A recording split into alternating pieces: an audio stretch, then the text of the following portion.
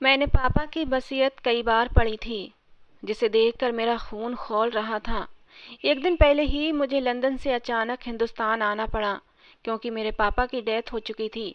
अपने पापा के अंतिम संस्कार के बाद जब उनके वकील ने मुझे उनकी वसीयत दी, तो उसे देखकर मैं गुस्से से लाल हुआ था। मैं लंदन में पेट्रोल पंप पर काम करता था। जो तनख्वाह मुझे मिलती रही, मैं अपने मामूली से खर्चों के पैसे निकाल कर भी सब हिंदुस्तान पापा को भेज देता था, और पाई पाई जमा करके और कुछ अपने गांव की ज़मीनें बेचकर मेरे पापा ने दिल्ली जैसे शहर में घर और कुछ दुकानें खरीद ली थीं। मैं पिछले 10 साल से पैसे भेज रहा था। मैं 17 साल की उम्र में ही लंदन चला गया था और अब 27 साल का हो चुका था। यूं अचानक पापा की मौत का सुनकर वापस आने के लिए मेरी नौकरी भी छूट गई थी, क्योंकि वो लोग मुझे छुट्टी देने को तैयार न थे। मुझे ये भी सहारा था कि जो भी मैंने पैसे घर भेजे हैं, वो सब मेरे बाप ने मेरे लिए संभाल कर रखे होंगे। इसलिए दिल्ली जाते ही कोई छोटा मोटा सा काम करके अपना घर बसा लूंगा। लेकिन पापा की वसीयत ने तो मेरे होश उड़ा के रख दिए थे। वसीयत में लिखा था कि लंदन जाने के लिए तुम्हें पैसों की ज़रूरत थी, इसलिए मैंने अपनी ज़मीनों का कुछ हिस्सा बेचकर तुम्हें पैसों का इंतजाम करके दिया था। इसलिए इस घर पर और पापा की बाकी जायदाद पर सिर्फ और सिर्फ सुनैना का हक है। तुम्हारा हिस्सा तुम्हें पहले ही मिल चुका है, जब तुम लंदन गए थे तब। ये पढ़कर मेरा सर बुरी तरह से चकरा गया था। वो एक पागल कम उम्र सी मेरी बहन, जिसका पागल खाने में इलाज चल रहा था, पापा ने कैसे सब कुछ उसके नाम कर दिया। चलो, ये इतनी बड़ी बात उस समय ना होती जब प्रॉपर्टी का कुछ हिस्सा ही सुनैना के नाम होता और मैं उस पागल से स्टाम्प पेपर पर साइन करवाकर सब कुछ अपने नाम कर लेता। लेकिन पापा की बेहिसी और खुदगर्जी की हद न थी। साथ में ये भी लिखा था कि पापा की सारी जायदाद वही ले सकता है जो सुनैना से शादी करेगा और उसे तलाक नहीं देगा, ना ही कभी दूसरी शादी करेगा। मतलब मेरी सालों की मेहनत मेरे बाप ने कुएं में डाल दी थी। मेरे हाथ एक फूटी कौड़ी तक नहीं छोड़ी थी। पापा की जायदाद अब करोड़ों तक पहुंच चुकी थी, जो कभी उन्होंने लाखों की खरीदी थी। पापा की वसीयत पढ़कर मेरा गुस्से से बुरा हाल था। भला इस तरह की वसीयत का क्या मकसद था? पापा किसी गैर को कैसे अपनी जायदाद दे सकते थे? चलो, मैं सुनैना की शादी किसी से करवा भी देता, तब भी मेरे हाथ तो कुछ भी नहीं आना था, क्योंकि मुझे तो अपने ही बाप के घर में रहने की इजाज़त तक न थी। इस घर में भी वही रह सकता था जिसकी शादी सुनैना से होती। ये अजीबोगरीब वसीयत के साथ एक खत भी था, जो पापा ने मेरे नाम लिख छोड़ा था। लेकिन मुझे पापा पर इस कदर गुस्सा आ रहा था कि मैंने वो सब कुछ एक दराज में फेंक दिया। पापा का लिखा हुआ आखिरी खत मुझे पढ़ने का मन ही नहीं हुआ।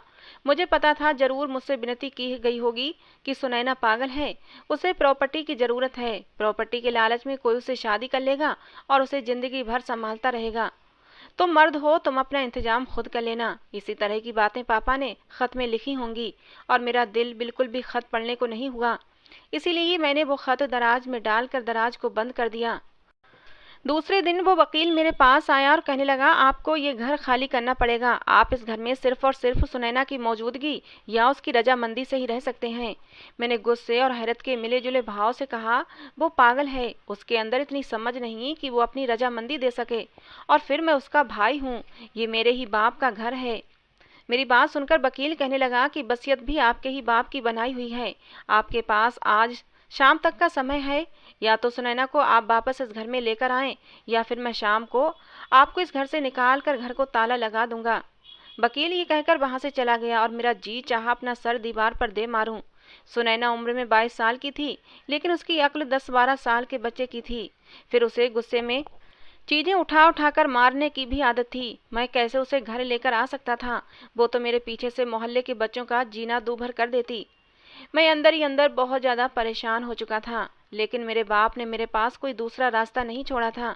मैं दोपहर को ही सुनैना को लेने मेंटल हॉस्पिटल पहुंच गया था और डॉक्टर से कहा कि मैं सुनैना का भाई हूं और उसे वापस ले जाने के लिए आया हूं। डॉक्टर पहले तो राजी नहीं हो रहा था सुनैना को मेरे पास भेजने के लिए। कहने लगा, सुनैना के फादर ने सुनैना को यहाँ एडमिट कराया है और हम उनकी रजामंदी के बगैर सुनैना को आपके साथ नहीं भेज सकते। मैंने डॉक्टर से कहा, मैं सुनैना का भाई हूँ और मेरे पापा की डेथ हो चुकी है, इसलिए अब सुनैना की देखभाल की जिम्मेदारी मेरी है। मेरी बात सुनकर भी पता नहीं क्यों डॉक्टर सुनैना को मेरे साथ भेजने के लिए बिल्कुल भी राजी नहीं हो रहा था। और जब मैंने डॉक्टर को धमकी दी कि तुम मुझे मेरी बहन को यहाँ से ले जाने से रोक नहीं सकते, मैं तुम्हारी कंप्लेंट करूँगा, तब डॉक्टर थोड़ा लाइन पर आया और सुनैना को मेरे साथ भेजने पर राजी हुआ। डॉक्टर ने मुझे कुछ कागजात पर साइन करवाए और नर्स से कहा कि सुनैना को लेकर आओ। कुछ देर बाद एक जवान और बेहद हसीन लड़की हाथ में एक डॉल पकड़े लंबे खुले बालों के साथ खड़ी मुझे टुकर टुकर देख रही थी। मैं 10 साल बाद उसे देख रहा था। किसी भी एंगल से तो नहीं लग रहा था कि वो पागल है। कोई भी उसके हुस्न को देखकर उससे नजरें हटाना भूल सकता था। 10 साल पहले देखा था, खूबसूरत तो वो तब भी थी, लेकिन अब तो उसने और भी रंग रूप निकाला था। वो डरी सहमी सी मुझे देख रही थी। डॉक्टर ने कहा, ये तुम्हारे भाई हैं, तुम्हें लेने आए हैं, तुम अब इनके घर पर रहोगी। ये सुनकर ना जाने क्यों उसकी रंगत उड़ गई थी। कहने लगी, मुझे कहीं नहीं जाना, मैं सिर्फ अपने पापा के पास जाऊंगी, मुझे मेरे पापा के पास ले चलो। पापा के अलावा मैं किसी के पास नहीं जाऊंगी, सब मुझे मारते हैं। मैं कौन सा उसे अपने घर पर ले जाना चाहता था। मेरी बला से पड़ी रहे मेंटल हॉस्पिटल में, उसे घर ले जाना बस मेरी बहुत बड़ी मजबूरी थी। मजबूरन मुझे खड़ा होना पड़ा। मैं सुनैना के सामने आया। मैंने कहा, सुनैना, मैं तुम्हारा आशी भाई, देखो, गौर से देखो और मुझे पहचानो। मैं तुम्हें पापा के पास भी ले चलूंगा, लेकिन फिलहाल अभी तुम्हें मेरे साथ मेरे घर रहना होगा। पापा भी बाहर गए हैं, जब आ जाएंगे तो तुम्हें पापा के पास भी ले जाऊंगा। जब मैंने उसे याद दिलाया तो वो मुझे गौर से देखने लगी और फिर शायद मुझसे याद आ गया था। वो एकदम खुशी से चौंकी थी। आशी भाई? मैंने कहा, हाँ, तुम्हारा आशी भाई। और फिर मैंने जेब से चॉकलेट निकाली, जिसे देखकर उसकी आंखों में चमक आ गई थी। मैंने कहा, सुनैना, मेरे साथ चलो, मेरे पास ऐसी बहुत सारी चॉकलेट्स हैं, मैं वो तुम्हें सारी दे दूंगा। मेरी बात सुनकर उसने मेरे हाथ से चॉकलेट ले ली और मेरे साथ जाने को तैयार हो गई। मैं उसे सबसे पहले बाजार ले गया, उसे अच्छी अच्छी कई ड्रेस खरीद कर दी। वकील के आने से पहले उसका हुलिया मैं कुछ ठीक कर देना चाहता था। वो मेरे साथ बहुत खुश थी। मैंने उसके लिए कुछ अच्छी ड्रेस खरीदी, लेकिन जैसे ही मैं वापस जाने लगा, सुनैना की नज़र एक टॉय शॉप पर जाकर टिक गई। कहने लगी, आशी भाई, मुझे खिलौने लेने हैं। वो मुझे अक्षत कहने की बजाय आशी भाई कहकर बुलाया करती थी। मैं उसे टॉय शॉप पर ले गया। मुझे लगा वो एक डॉल खरीदेगी, लेकिन उसने तो बहुत से अलग अलग तरीके के खिलौने उठाने शुरू कर दिए। फिलहाल इतने पैसे मेरी जेब में अभी नहीं थे। मैंने सुनैना को बड़े प्यार से कहा, अभी तुम कोई एक डॉल ले लो, मैं तुम्हें कल बहुत सारे खिलौने लेकर दूंगा। लेकिन वो जिद करने लगी और फिर मुझे सुनैना पर गुस्सा सा आने लगा। मैंने उसे सारे खिलौने छीनकर वापस रखे, उसका हाथ पकड़कर उसे जबरदस्ती गाड़ी में बैठाकर घर ले आया। वो किसी बच्ची की तरह जिद कर रही थी और जोर जोर से रो रही थी। मैं 1 घंटे में ही उस पागल लड़की की हरकतें देख देख कर परेशान हो चुका था। मुझे अपने मरे हुए बाप पर भी अब गुस्सा आने लगा था। ना जाने मुझे किस मुसीबत में डाल कर चला गया था मेरा बाप, कि मैं उसकी दूसरी पत्नी की पागल बेटी को पालता फिरूं, मजबूरन उसे बर्दाश्त करूं। सुनैना मेरी सौतेली माँ की पहले पति से बेटी थी। मैं 10 साल का था जब मेरी माँ इस दुनिया से चली गई थी। मेरे पापा ने दूसरी शादी की। मेरी सौतेली माँ जब दुल्हन बनकर इस घर में आई तो वो 3 साल की बच्ची को भी अपने साथ लाई थी, जो देखने में कोई जापानी गुड़िया जैसी लगती थी, लेकिन थी जरा बाबली सी। मेरे पापा ने मुझसे कहा था, सुनैना तुम्हारी बहन है, इसे आज से अपनी बहन ही समझना। लेकिन मैंने गुस्से से कह दिया कि ये लड़की मेरी बहन नहीं है, मैं कभी भी इसे बहन नहीं मान सकता। मुझे ना तो मेरी सौतेली माँ कभी अच्छी लगी थी, ना ही मेरी ये सौतेली बहन। मैं उन दोनों माँ बेटी से बिल्कुल भी बात नहीं करता था। खाना खाने के बाद या तो मैं कमरे में चला जाता या फिर बाहर अपने दोस्तों के साथ चला जाता। स्कूल से आने के बाद मेरा यही रूटीन होता था। मैं हमेशा दोनों माँ बेटी को इग्नोर करता था। लेकिन मुझे सुनैना नाम की बच्ची से नफरत उस समय महसूस हुई जब मेरा सगा बाप मेरी बजाय उससे ज़्यादा मोहब्बत करता था। उसे गोद में उठा उठाए फिरता जैसे वो उसकी सगी बेटी हो, और मैं सौतेला। ये सब देखकर मेरा खून खौल उठता था। जब मैं अपने बाप को उस पागल लड़की से प्यार करते देखता तो मुझे ना जाने क्यों उससे चिढ़ हो गई थी। एक बार जब मैं छोटा था तो अपने खिलौनों से खेल रहा था, जब वो मेरे खिलौने लेने की जिद करने लगी। मैंने कहा, खबरदार जो मेरे खिलौनों को छुआ भी। लेकिन वो जोर जोर से रोने लगी और जिद करने लगी। मैंने उसके मुंह पर जोर से एक थप्पड़ मार दिया। मेरा थप्पड़ इतनी जोरदार था कि वो दूर जाकर गिरी थी। उसी वक्त मेरे पापा घर में दाखिल हुए थे। ये देखकर मेरी सौतेली माँ भी मुझे घूरने लगी और पापा ने मुझे बहुत जोर का थप्पड़ मारा। कहने लगे, तुम्हारी हिम्मत कैसे हुई मासूम सी बच्ची पर हाथ उठाने की।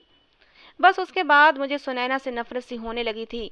जैसे जैसे समय गुजरता गया, मेरी नफरत भी उस पागल के लिए बढ़ती ही रही। फिर मैं 17 साल की उम्र में ही अपनी पढ़ाई को बाय बाय करके और पापा से जिद करने लगा कि मुझे लंदन जाना है। वहाँ मेरा एक दोस्त अपने बाप के साथ जा रहा था, तो मैं भी उनके साथ चला गया। कोई डिग्री तो मेरे पास थी नहीं, इसलिए पेट्रोल पंप की जॉब कर ली। अब 10 साल बाद आया तब भी मेरे बाप ने सगे बेटे की बजाय सब कुछ उस सौतेली बेटी को दे दिया था। वो अब भी मुझसे जिद कर रही थी और मुझे उस पर गुस्सा आया कि मैंने उसके मुंह पर खींच के थप्पड़ मार दिया था। लेकिन मैं नहीं जानता था ये थप्पड़ मेरे लिए इतनी बड़ी मुसीबत बन जाएगा। वो जोर जोर से चीखे मार मार कर रोने लगी थी। घर आकर भी उसका रोना कम नहीं हो रहा था। शाम हो चुकी थी, वकील किसी भी समय घर पहुंच सकता था। अब मुझे अपने किए पर गुस्सा आया कि क्यों इस मुसीबत को थप्पड़ मार दिया। मैंने खुद पर जब्त बांधा और फिर सुनैना के पास आ गया। मैंने कहा, सुनैना देखो, मैं तुम्हें कल बहुत सारे खिलौने लाकर दूंगा, अभी चुप हो जाओ। लेकिन वो किसी छोटे बच्चे की तरह रोज आ रही थी। आशी भाई गंदा है, मुझे थप्पड़ मारा है। वो रोते हुए कहने लगी, मैं पापा को बताऊंगी, उन्हें घर आने दो। उस पागल को ये तक मालूम नहीं था कि पापा मर चुके हैं। बड़ी मुश्किल से मैंने उसे चुप करवाया था। 2-3 चॉकलेट खाकर ही वो चुप हुई थी। फिर मेरे कहने पर उसने मुंह हाथ धोकर अपने कपड़े भी बदल लिए थे। अगर वो चुप होती थी तो बड़ी अच्छी लगती थी। कोई उसे देखकर पागल नहीं समझ सकता था, लेकिन थी तो वो पागल ही। खैर वकील घर पहुंचा तो सुनैना से पूछने लगा कि अक्षत का रवैया तुम्हारे साथ कैसा है। ये सुनकर सुनैना ने मुझे घूरते हुए देखा। मेरी तो जान ही निकल गई थी कि कहीं ये बता न दे कि मैंने उसे थप्पड़ मारा है। वो कहने लगी, आशी भाई गंदा है। और ये सुनकर मेरी जान लबों पर आई थी। फिर वो कहने लगी, मुझे टॉयज लेकर नहीं देता। वकील कहने लगा, मैं तुम्हारे भाई को पैसे दूंगा तो वो तुम्हें ढेर सारे टॉयज खरीद कर देगा। ये कहकर एक चेक मुझे वकील ने दिया। कहने लगा, तुम्हारे पापा ने जो दुकानें खरीदी थी उनका आधा किराया वो सुनैना के इलाज पर खर्च करते थे और आधा उसके फ्यूचर के लिए बैंक में जमा होता है। अब वो यहाँ घर पर है और तुम उसकी देखभाल करोगे तो ये तुम रखो। सुनैना की शादी के बाद ये चेक भी उसके पति को ही मिलेगा। ये सुनकर मेरी जान और जली थी। मैंने वो चेक उससे ले लिया। 50,000 का चेक था। बिना कमाई किए मेरा महीना आराम से गुजर सकता था। अगले दिन मैंने सुनैना के लिए बहुत सारे खिलौने लाकर दिए। वो बहुत खुश हुई थी। दिन ऐसे ही गुजर रहे थे और मैं अपना दिमाग चला रहा था कि सुनैना नाम की आफत से कैसे पीछा छुड़ाऊं। मैं चाहता था कि सुनैना से मेरा पीछा भी छूट जाए और सारी जायदाद भी मुझे मिल जाए। फिर मैंने अपने एक बहुत ही भरोसेमंद दोस्त से बात की कि मुझे कोई बेवकूफ़ सा लड़का चाहिए जिससे मैं अपनी बहन की शादी करवा सकूं और उससे सारी जायदाद वापस मेरे नाम करवा सकूं। मेरी बात सुनकर मेरा दोस्त कहने लगा, ऐसा लड़का मिलना तो बहुत मुश्किल है। किसी गरीब लड़के को भी तुम लालच देकर अगर सुनैना की शादी करवा दोगे तब भी वो जब ये जान लेगा कि वो करोड़ों का मालिक है वो तुम्हें घर से निकाल देगा। मेरे दोस्त की बात भी ठीक थी। फिर मेरा दोस्त कहने लगा, देख अक्षत, मेरे पास एक आइडिया है। अगर तू मेरी बात मान ले तो सारी प्रॉपर्टी तेरे नाम आ जाएगी और तुझे बिल्कुल भी हाथ पैर नहीं चलाने पड़ेंगे। बैठे बिठाए सारी प्रॉपर्टी तेरे नाम चली जाएगी। मैंने कहा, अच्छा ऐसा कौन सा आइडिया है? और फिर जो कुछ मेरे दोस्त ने मुझसे कहा मेरा खून खौलाने के लिए काफ़ी था। गुस्से के मारे मैंने उसका गिरेबान पकड़ लिया। मैंने कहा, तुमने ऐसा सोचा भी कैसे? वो बहन लगती है मेरी और मैं इतना बेगैरत नहीं हूँ। उसने अपना गिरेबान मेरे हाथों से छुड़ाया और कहने लगा, वो तुम्हारी सगी बहन नहीं है। उसका बाप कोई और था और माँ भी कोई और थी और तुम्हारे माँ बाप भी अलग ही थे। तुम दोनों का कोई भी सगा खून का रिश्ता नहीं बनता है। तुम्हारी उससे शादी हो सकती है और यही एक तरीका है कि तुम सारी जायदाद के मालिक बन सकते हो। ये सुनकर मैं चुप सा हो गया था। मेरा दोस्त वहां से चला गया और मैं सोच में पड़ गया था। लेकिन जब भी सुनैना से शादी के बारे में सोचता मेरा दिल हौलने लगता। मैं कैसे उससे शादी कर सकता था? मुमकिन ही नहीं था। लेकिन ये बात भी ठीक थी, मैं जिस इंसान से भी सुनैना की शादी करवाता वो करोड़ों की जायदाद देकर मुझे मेरे ही घर और मेरे ही बाप की जायदाद से बेदखल कर देता। मुझे लगा फिलहाल ये सब करने में कोई हर्ज भी नहीं है।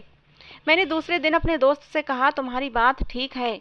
मैंने वकील से भी बात कर ली।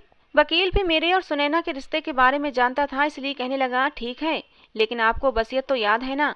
ना तो आप दूसरी शादी कर सकते हैं, ना ही सुनैना को छोड़ सकते हैं। ध्यान रहे, सूरत में आपसे सब कुछ छिन जाएगा। ये वो कांटा था जो मेरे हल्क में जाकर अटक सा गया था। मैं तो भूल ही गया था मेरे बाप ने मेरे लिए कौन कौन से कांटे बिछा रखे थे। लेकिन फिलहाल तो मुझे सुनैना से शादी करनी थी ताकि मुझे एक अच्छी खासी रकम मिलती और मैं अपना बिजनेस शुरू करता। एक बार मेरा कारोबार जम जाता तो फिर कोई समस्या नहीं थी। मैं सुनैना को छोड़ भी देता तो क्या फ़र्क पड़ता था। मैंने सुनैना से शादी कर ली। उस पागल को तो शादी के बारे में भी कुछ पता नहीं था। वो बस अपने खिलौनों में ही मगन थी। शादी के बाद मैंने वकील से एक अच्छी खासी रकम की डिमांड रख दी, जो कि मुझे मिल भी गई थी। और फिर मैंने उन पैसों से अपनी एक छोटी सी गारमेंट्स की फैक्ट्री डाली और काम करना शुरू कर दिया। लेकिन असल समस्या तो सुनैना की थी। कोई भी नौकरानी मेरे घर दिन रात रुकने को तैयार न थी। वो कहती, ये पागल लड़की है, एकदम आपे से बाहर हो जाती है और जो भी चीज इसके हाथ में आती है उठाकर मार देती है। ये तो हमारी जान ही ले लेगी। मैं दिन में नौकरानी से घर का काम करवाया करता, खाना बनवाता और उसके जाने के बाद घर को बाहर से ताला लगाकर चला जाता। मुझे इस बात से कोई फर्क नहीं पड़ता था कि सुनैना अंदर अकेली कैसे रहेगी। मुझे तो इस बात का भी एहसास नहीं था कि वो पागल है, खुद को नुकसान भी पहुंचा सकती है। जब घर वापस लौटता तो पूरा घर बिखरा हुआ होता। सुनैना कुछ खाना खाती, बाकी सब फर्श पर गिरा हुआ मिलता और वो खिलौनों से खेल रही होती। मुझे देखकर मेरे पास आ जाती और बोलती, आशी भाई मेरे चॉकलेट लाए। मैं जेब से एक चॉकलेट निकाल कर उसे थमा देता। लेकिन घर की बिखरी हालत देखकर मुझे गुस्सा आने लगता था। मैं अब उसे डांटने भी लगा था।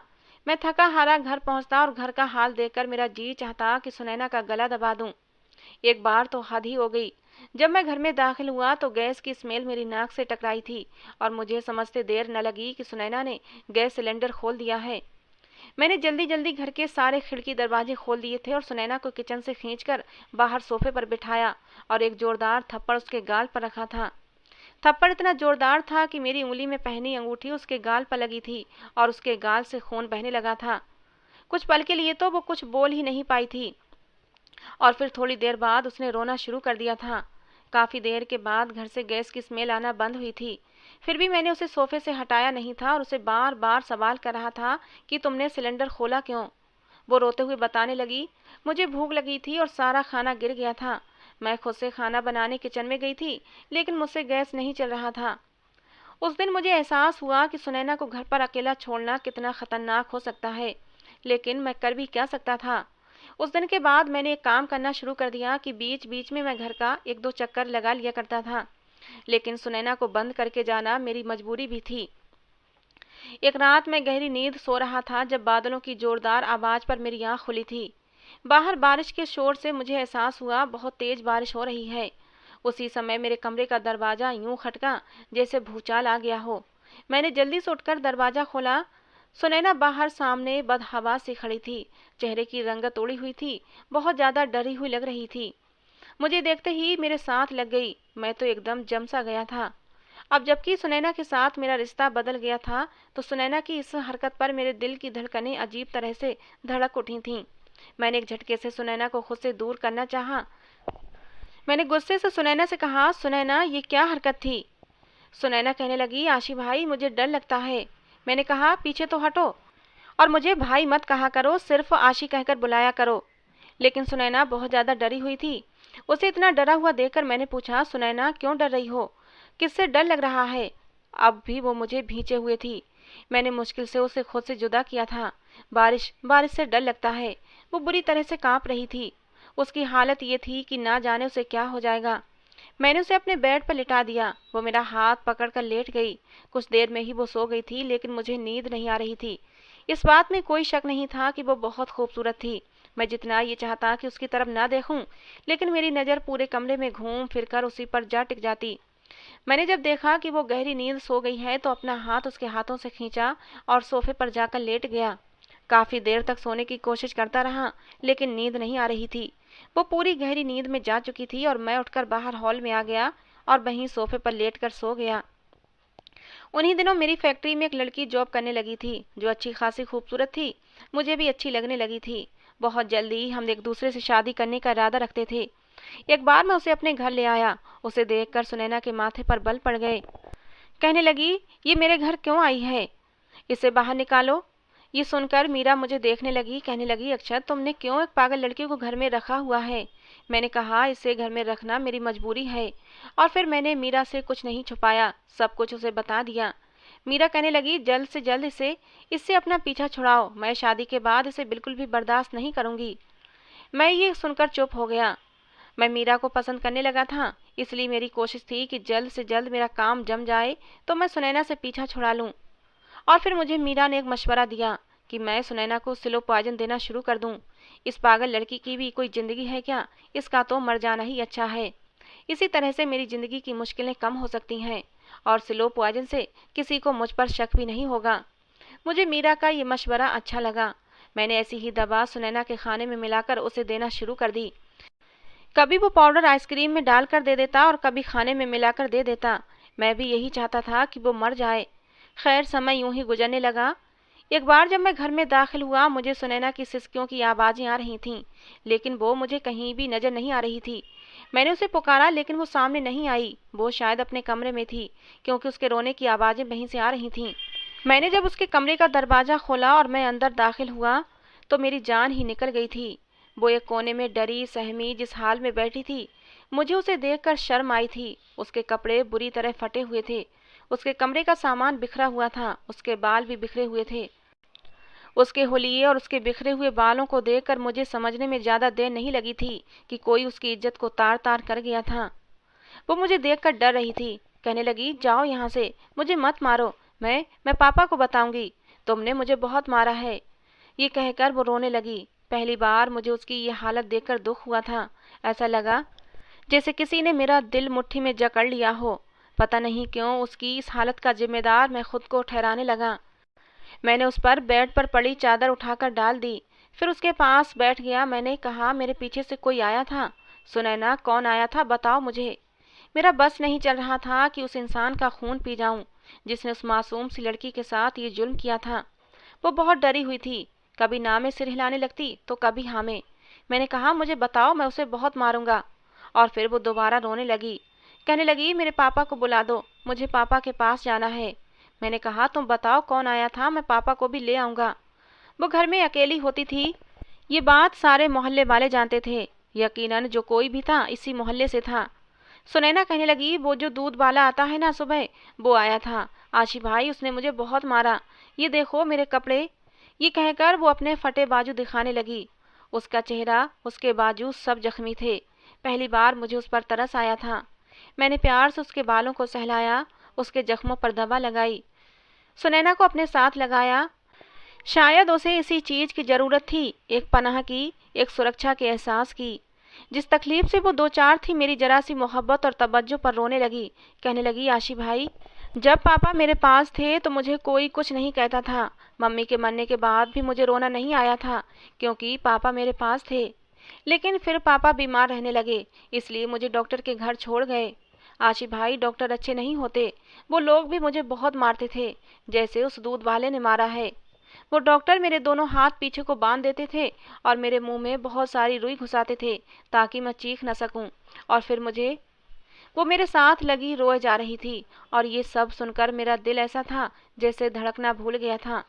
मैंने तो कभी ये सोचा ही नहीं था कि मेरे बाप की बीमारी में सुनैना को कौन संभालता होगा, क्योंकि मेरे लंदन जाने के बाद सुनैना की माँ को टीबी का मर्ज हो गया था, जो बिगड़ गया था, और वो उसी में मर गई थी। फिर पापा ही सुनैना को संभालते थे। शायद अपनी बीमारी के ज़माने में सुनैना को मेंटल हॉस्पिटल में दाखिल करवा दिया था, और वहाँ उसके साथ ना जाने क्या क्या जुल्म होता रहा था।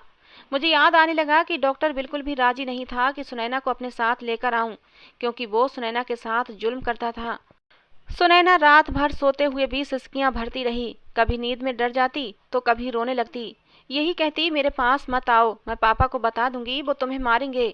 पहली बार मुझे लगा कि जो मैंने उस बेजुबान और मासूम लड़की के साथ किया है वो बहुत बड़ा जुल्म है। मैं अपनी ज़िंदगी की खातिर उसे जान से मारने की तरकीबें सोच रहा था। मुझे अब अपने पापा की वसीयत समझ आई थी, उन्होंने क्यों मुझे इतना पाबंद कर दिया था। अचानक ही मुझे पापा का लिखा हुआ वो खत याद हो आया। मैंने उठकर अलमारी का दराज खोला और वो खत निकाला जो उस वसीयत के साथ था।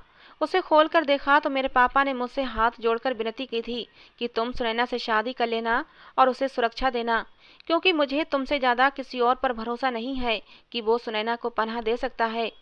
कोई सुनैना की प्रॉपर्टी के लालच में उसे शादी तो कर लेगा, लेकिन उसे वो मोहब्बत और प्यार और तवज्जो नहीं दे सकेगा जो तुम दे सकोगे।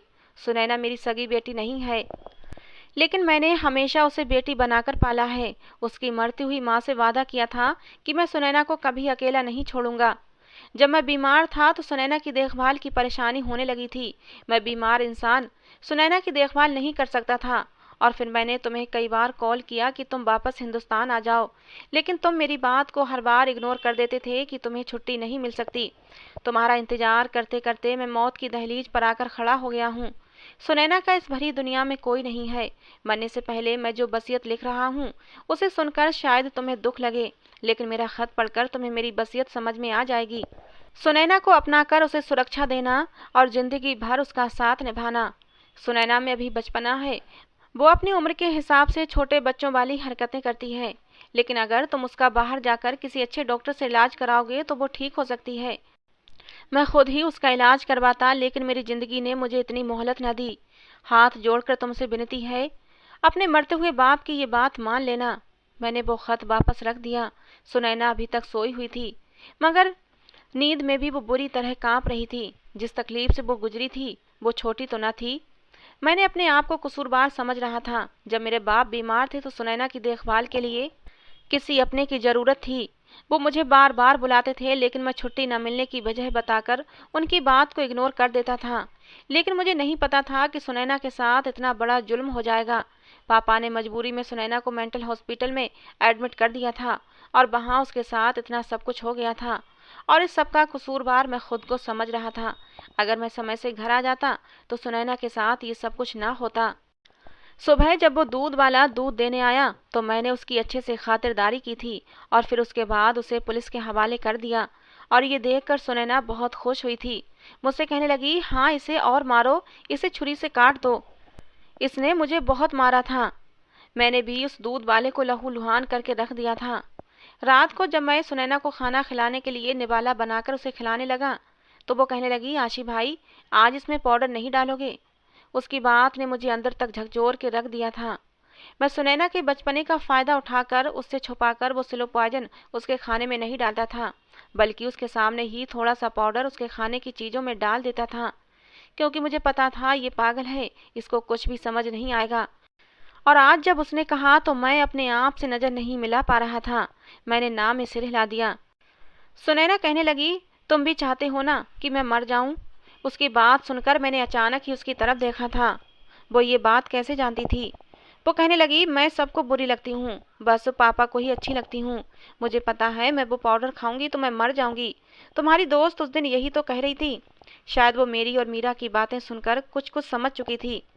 अगर वो ये जान चुकी थी कि मैं उसे खाने में जहर दे रहा हूँ तो फिर वो क्यों जहर खा रही थी? उसकी मासूमियत पर मेरा दिल रो उठा था।